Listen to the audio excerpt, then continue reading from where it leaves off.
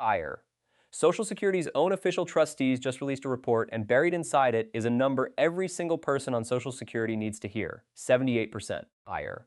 That's how much of your scheduled benefit the program could pay starting in the year 2032, if Congress does nothing between now and then. I want to be very clear before we go any further: this is not a cut that has happened.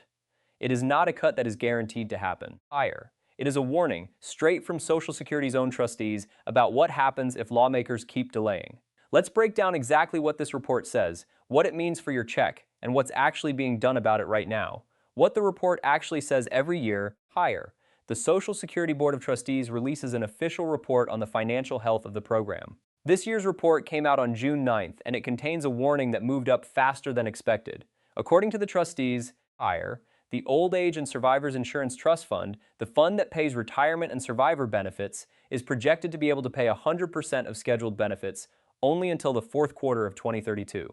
That's about 6 years from now, higher. And it's actually 1 quarter earlier than what last year's report projected. Here's the important part: this doesn't mean checks stop. Social Security is funded mainly through payroll taxes that current workers pay, higher, and that money keeps flowing in regardless of what happens to the trust fund.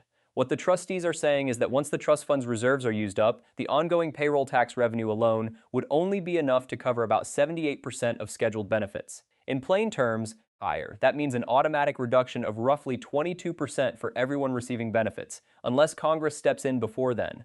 Why this is happening? So why is the trust fund running low? A few reasons according to the trustees and independent analysts.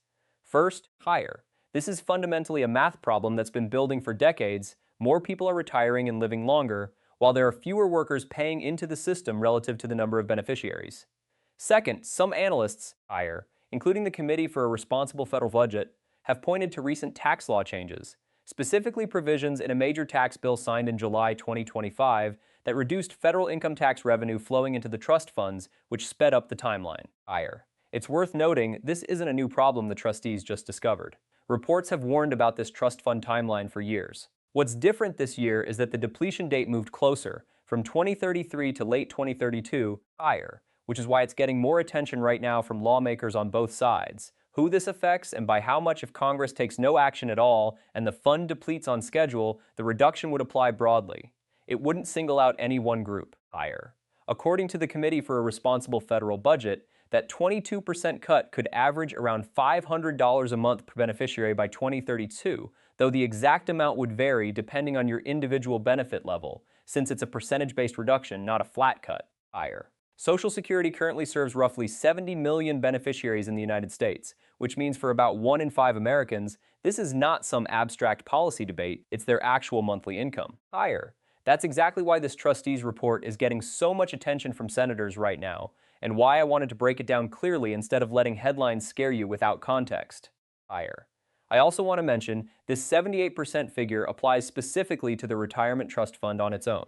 The trustees noted that if this fund is combined with the separate disability insurance trust fund, the combined funds could last until 2034, higher, at which point about 83% of benefits would be payable. Lawmakers have the option of combining these funds through legislation, which has been done before in Social Security's history, higher. What's actually being done about it? Here's the part most people don't see in the headlines: Congress is not sitting on its hands. In the weeks after this report came out, multiple senators from both parties began pushing for action. Senator Bill Cassidy, higher, a Republican from Louisiana, has proposed a plan to invest $1.5 trillion over 5 years into a separate fund designed to help cover part of the shortfall. Independent analysts have pointed out some limitations to that specific proposal, but the point is, it's on the table, higher. More significantly, a bipartisan group of senators, including both Republicans and Democrats, introduced a bill called the Promise Act. This bill doesn't force a specific solution like raising taxes or cutting benefits. Instead, higher. It creates a formal process requiring a bipartisan Social Security Advisory Board to develop a solvency plan, which Congress would then be required to actually vote on, instead of letting proposals sit untouched like has happened for years. This matters because historically, higher, Social Security has faced funding crises before. Back in the 1980s, President Reagan and House Speaker Tip O'Neill negotiated a bipartisan deal that raised payroll taxes and gradually increased the retirement age, which extended the program's solvency for decades, higher.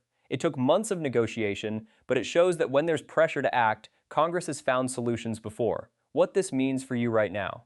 So what should you actually do with this information today? Higher. First, don't panic and don't assume your check is being cut right now. Nothing has changed for current beneficiaries. This is a projection about 2032, not a policy that has taken effect. Second, if you're currently deciding when to claim Social Security, higher. This is useful context to factor into that decision alongside your health, other income, and retirement plans, but it shouldn't be the only factor. Higher. I'd encourage you to talk to a financial advisor about your specific situation rather than making a decision based on a headline alone. Third, stay informed, but stay skeptical of extreme claims. Higher. You'll see some content online claiming Social Security is going bankrupt or ending completely. That's not accurate.